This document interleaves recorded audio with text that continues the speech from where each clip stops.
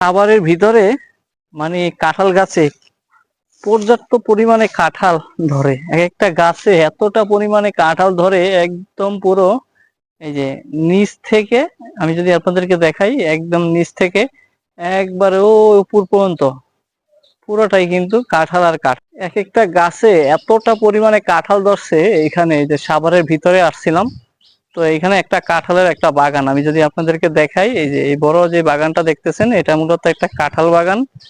তো এই কাঁঠাল বাগানে প্রতিটা গাছেই অনেক পরিমাণে কাঁঠাল ধরছে।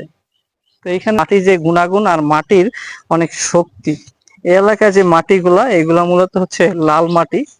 আর লাল মাটিতে যে কোনো ফলস গাছেই যখন রোপণ করা হয় ওই গাছগুলায় প্রচুর পরিমাণে ফল ধরে। তো এখানে এইটা হলো হচ্ছে একটা কাঁঠাল বাগান। এরপরে আছে, সামনেই আছে আম বাগান।